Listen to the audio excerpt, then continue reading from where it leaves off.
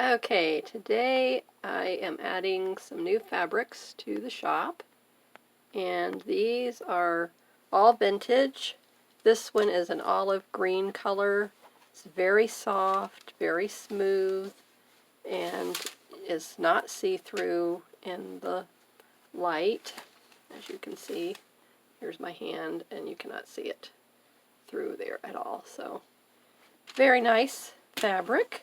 And I would estimate there's probably about 3 or 4 yards in this piece. Very nice, very clean. And next is this darling retro tweed in brown and beige, and it's just beautiful. It's listed in the shop. The measurements are listed in the listing. And then next is this piece here.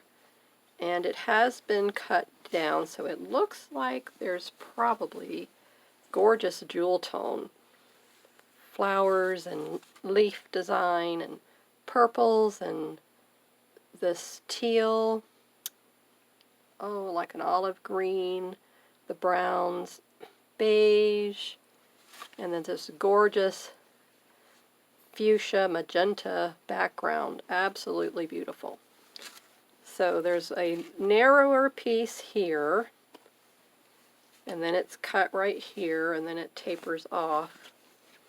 Again, the measurement is in the listing, so I believe this was like 30 inches width, and then now with this cut piece here, I'd say maybe like 40 opened up all the way, so 16 by 21 or something like that, you know, folded. Okay, so those are the 3 new ones today in the shop. And I also wanted to cover today, this is a day in the life of an Etsy entrepreneur. So we're going to cover some Etsy seller tips, because in the Facebook group that I'm a member of, there's a lot of members using opening shops. I don't know, I have a referral link. I don't know if they've used that referral link. Doesn't matter, but anyway, I have a referral link in the description box below, but let me get a piece of paper here, and I'm going to share with you some Etsy seller tips, because it just is one of my, I guess, what's the word, one of my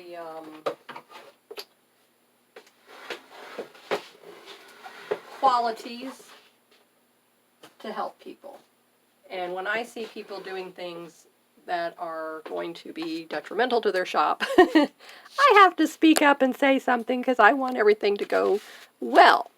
So number 1 would be read the Etsy Seller Handbook. And if you bypass this, it's a lot of work, but it will save you a lot of headaches.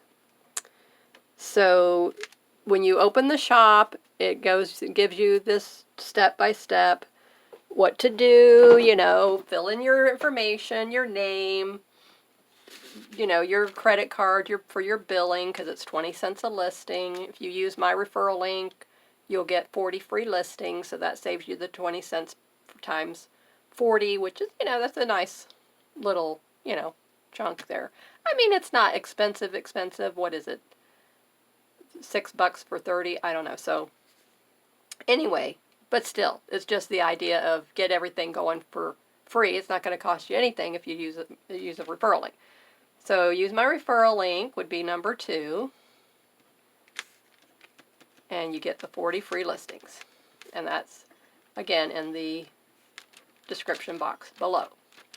And then number 3 is to fill in all the information that they ask you. And if you do not, they will shut down your shop temporarily, and they will let you go for a few weeks, maybe even a month. But as soon as they catch up with it, they will come and shut down your shop. So to save you that stress and the panic and the crying, and not even understanding. I want to save you all the headaches. I have been selling on Etsy since 2008, and believe you me, I have shed many a tear, stressed out because of all the problems and things. And it's a lot of it was my own mistake, my own fault of ignorance, of not knowing because I didn't educate myself. And, you know, a lot of this is in the Etsy Seller Handbook. So fill out all the information. What do I mean by all the information? I mean every little thing that Etsy asks you when you were opening your shop. If you bypassed all of that and you just wanted to get your listings up, then you're going to be in trouble down the road, because Etsy has gotten very, very strict about this. Because what are they looking for? They're looking for, can you follow simple instructions? And if you don't want to follow simple instructions, then that's telling them you're a hobbyist, you're not a business person. And so they're looking for the long haulers, the business people, that kind of thing. Okay, and of course hobbyists are welcome, don't get me wrong on that. So you need to fill out your About section, your shop policies. Am I selling that right? Your shipping profiles, that will save you. Your avatar. Then there's a seller information. So there's an About section on the home page, and then there's a seller information.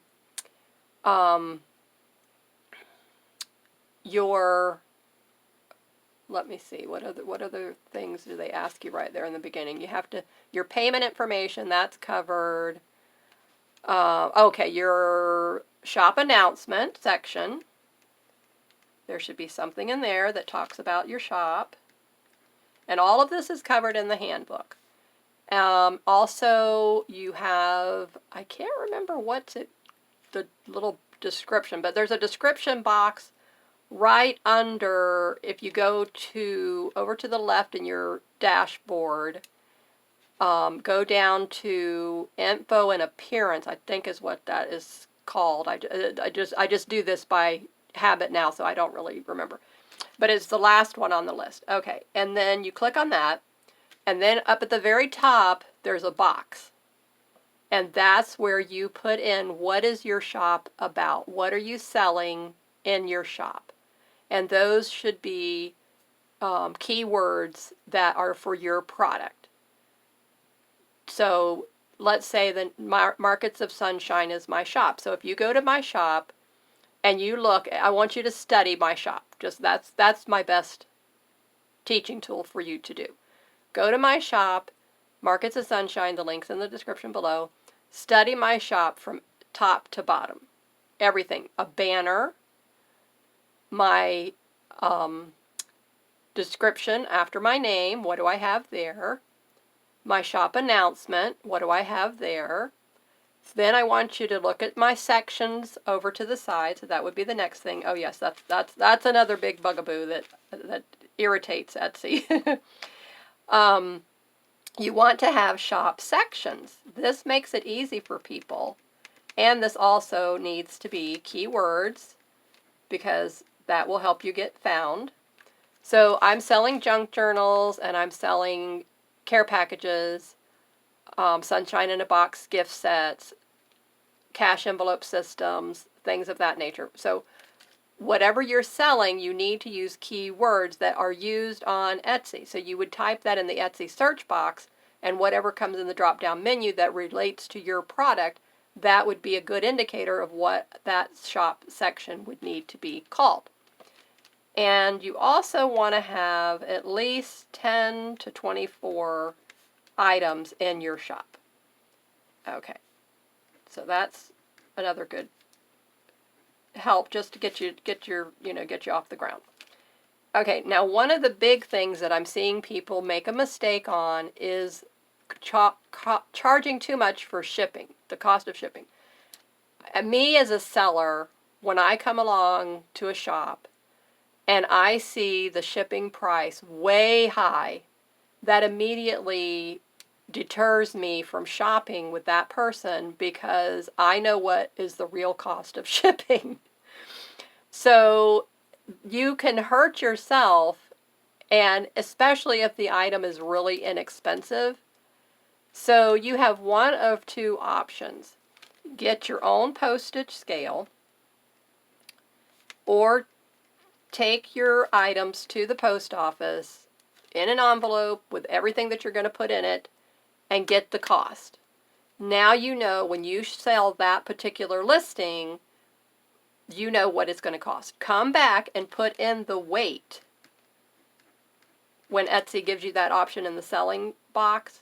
Don't just put in a guess of what you want or a higher price that you want to charge people. The best practice is raise the price of the item and lower the cost of the shipping. That will get you more sales. So if you want to offer free shipping, let's just say for instance, then instead of charging, let's say it's going to cost $2.87, or maybe it's $3 now to ship something that's even a couple of ounces. But that's why you need to take it to the post office and find out, because postage rates go up all the time. And so let's say it's 1 ounce, and these are examples, and at the post office it's going to cost you from the East Coast to the West Coast.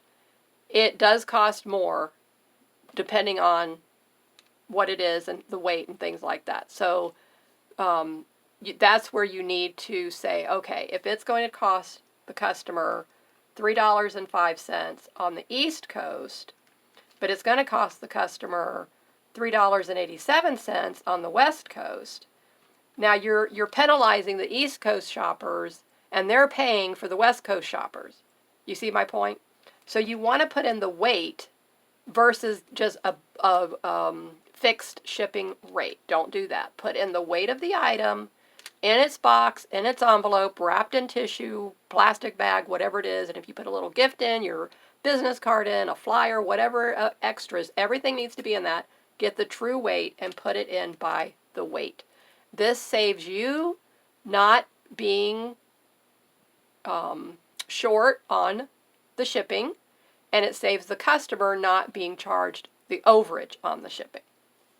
This is one of my biggest pet peeves on Etsy, and especially I see this habitually on new shops because you're new, you don't know what you're doing yet. So unless you've run a business before and you have sold before and you're very familiar with shipping and what things cost, you have a postal scale, all that kind of thing. So please do a true cost to the buyer so that they know when they put it in. If they live in Chicago, it's going to give them the price. If they live in Florida, it's going to give them a price. If they live in California, it's going to give them a price. If you ship internationally, then it's going to go to wherever, France or Australia. I get a lot of Australia people. Then it's going to give them the price. And you're not going to lose money, because when it comes to international, you could really lose your shirt. Canada, especially, because Canada prices have gone up a lot. Okay, so these are the first basic steps that you need to have completed in your shop so that everything goes smoothly. Now, when you add a new listing, which you should be adding new listings on a daily basis, and somebody can say, oh, you only have to have 1 item or 10 items or whatever. Yeah, if you happen to come across a bestseller and you can multiply that item over and over and over and over and over, and you're not making any variations, or maybe just to the color or whatever, then yeah, you could just you happen to fall into that. But for the most part, that does not happen. And if you look at top sellers shops, the majority, there's very few that only have a few items that are doing well. The majority have hundreds, if not thousands, of items in their shop. And in my vintage shop, I only have right now 300 items. My goal has always been to get to add one a day, but that doesn't always work out for me. And I wanted to have 1,000 items. Well, I've been on Etsy since 2008. I have yet to get 1,000 items in either shop. vintage shop, 300 items has been where I put the most because I have more variety to sell there. Whereas in my handmade shop, I have to make everything by hand. It's more time consuming. So that's why, it's always been 100 listings, and then, you have to keep things fresh for people, because especially if you have customers coming back, that's my next tip, is why you always want to have new listings. Excuse me. It's because people that come back to your shop regularly, it's like if they were going to go to their favorite little boutique. If you go on a regular basis and you're seeing the same thing over and over and over and over and over, unless you have a list a mile long of, oh yeah, these are all the things I want to buy, and every month I'll buy one thing, that's different. But if you're not seeing anything, but you say, oh, I wish that was in a different color, and of course you could place a custom order. But so that's why you want to add new listings on a regular basis. Okay, now it is against Etsy policy if you have not charged enough shipping to come to the customer and say, I want to cancel the order because I didn't charge enough for shipping. That can get your shop shut down immediately. Okay, this has happened on a purchase I made recently, and because I am a kind-hearted person and I feel for everybody, but I want to give everyone a heads up, because a seller came to my shop, and I didn't know this was another Etsy seller. It wasn't their shop name. It was like, if I purchase from you, it says my name. It doesn't say Markets of Sunshine. And it was going to Canada. And I did not charge enough because I had not put in by weight, which is now what I've learned. And I have hundreds of listings. So the old listings I have not gone in and updated. And this particular listing I had not updated. And then when I saw that it was going to cost, I don't know, like $4 more or something for shipping, and I wasn't charging a whole lot for the item. So I go back to the person and tell them, because this had been my practice. And because I had not educated myself on that Etsy seller's handbook and the updates, I did not know, and no one had ever questioned. All my other customers, I think only one person that was going to go to Germany, and it was going to be like a $10, $15 increase. Then they were like, wait a minute, I can't afford that. Let's just cancel it. I said, okay. But if the customer says, I want you to ship it, I purchase it, that's on you. And it is in the Etsy seller handbook. And I went and checked it out, and I had to eat the cost of that $4. And so they wanted their product. They wanted their item. So I don't want any hard feelings. So I want to give the seller this opportunity to decide, does she want to cancel the order? I told her, just pop it in a 50-cent envelope, and it's only going to cost you 50 cents instead of $3.50 that she was going to lose. So this is where you need to educate yourself. And you cannot just go to people and expect them to pay for your mistake. And you can't expect them to say, oh yeah, go ahead, do this, because, so that you come out on the good end.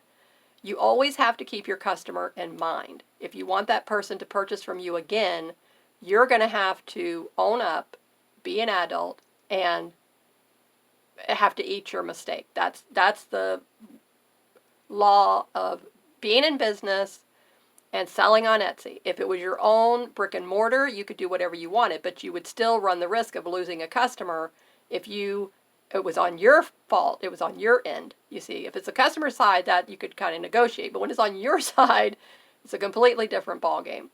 So I've run into this myself, like I said, several times. The next tip that I want to give you is intellectual property rights and copyright infringement. So you need to educate yourself on what these terms are, and you don't go by what is selling on Etsy. You go by what's the law, what is in the Etsy seller handbook, and then what is the law. So anything that is trademarked, Disney, any movie stars, anything like that, those items cannot be sold on Etsy. And it's only a matter of time. And again, this happened to me. I was selling a fabric, and I thought when you purchased fabric that it was yours to do with what you wanted to do. But if it's a trademarked item, so again, you could buy Disney fabric or any kind of fabric that is copyright trademarked at the store. They do sell that. But if you make something out of it and sell it, then a lawyer can come around that they have hired to do this, and they have a team of people that do this. And I'd been selling for years, and I never had a problem. And then the next thing I know, I get a little email from Etsy saying, my listing had been deactivated, and I said, what happened to my listing? And the company came along. Somebody obviously turned me in. That's usually what happens. And so they told me that I could not use that fabric in that listing. Now, they had no problem with the other item that I was selling, which was sold with that same copyright thing, but it was the fabric. So it was the craziest thing. So now just selling the fabric, reselling the fabric is fine, but I cannot make something out of the fabric and then resell that. That is the no-no. So again, you'll see it on Etsy. Other people are doing it. They're getting away with it, but that's fine. It's only a matter of time, and it will come back. If not on that, it'll come back to you on something else down the road. So save yourself all these headaches, all these tears, all the stress, and listen from somebody who's been there and who knows. And so, I mean, we're in the business world, and people will try to sabotage your shop. So just be aware, follow the rules, and as long as you're always following the rules. And if you're in doubt, search out somebody who's been selling on Etsy, check the YouTube channels just like mine, and look and see what is happening to other sellers. And I will also reference you to another seller where I have learned a lot. She's very honest and open. She has a very successful Etsy shop. Her name is Kara Bunton, and I will put her in the description below because she helps other Etsy people. She charges a very reasonable, affordable price, and I have paid thousands of dollars for other courses and found hers to cover everything that I had learned in all the other courses for a fraction of the cost. And she just does not see fit to charge more than what she's charging, even though she could. And so that is why I will recommend her. And so, like I said, I'll put her in the description below. And also, she has a Facebook group, so you can check out that group as well. And, so I want to help everybody get off on the right foot. And again, like I said, the best way is to just, to help one another. So I felt like, let me just do a video so that everybody can watch this. Don't feel like I'm picking on anybody, because I'm not. I'm trying to save you more stress down the road. And when you put in a new listing, come back later that day and double check the listing. Make sure everything, the price, the shipping, the description, everything, measurements, because this is one thing that's happened to me. On my fabrics, when I put in the measurements, I know I put in inches and I would come back and it would say yards. And I'm going, it was like let's say 22 inches by 36 or whatever. And then it came back and said yards. And I was like, oh my word. So that person thought they were going to get this, huge amount of fabric. And then I'm like, oh my goodness gracious. So it was because in the description it said what was the accurate information. That was the only thing that saved me. So you have to double check, because it's computers. Computers make mistakes. There's glitches all the time. So don't think that Etsy is foolproof and 100%. You as the seller have to check on your shop daily. Do not let time go by. And another tip. Okay. Do not put your shop on vacation mode, because this will hurt your shop. It will set you back weeks, if not months. So I have never put mine on vacation mode, and as many times as I've gotten upset with Etsy and I wanted to, let the fumes just calm down and then, but I said no, because everybody said, don't put your shop on vacation mode. And so other people say, they've done it and it hasn't hurt them. But the majority of people, and I believe Kara said that, I don't think she's ever had to do it. So you could just put that again in your shop announcement section, and in each individual listing, at the very top of the listing, you could put a little note that says, I'm going to be on vacation, or I'm going to be out of town, and I will not be shipping orders until such and such date. Then where you have, okay, that's tip number 11. All right, what is your turnaround time for shipping? If you know it's going to take you 3 to 5 days to ship something, let's say you're going on vacation, then you need to change this turnaround time to 3 to 5 days when you go on vacation, and then that will prevent you from having to put your shop on vacation mode. If you're going on a 1 to 2 week vacation, then put 1 to 2 weeks to ship that. But just remember when you come back to go in and change this turnaround time. So the sooner and the faster you can ship, the better it is, and you gain points with Etsy. So everything you do that Etsy wants you to do, you gain points. Okay, the other thing, back up here with your shop policies, are you going to take returns, cancellations? You need to decide that. And if you are, you need to stand by it. But if you're not, again, Etsy, the customer, if they pitch a fit, you're going to have to give in anyway, because it's going to hurt your shop and they could leave you negative feedback, and now that will hurt you really badly. So anyway, okay, those are all my tips.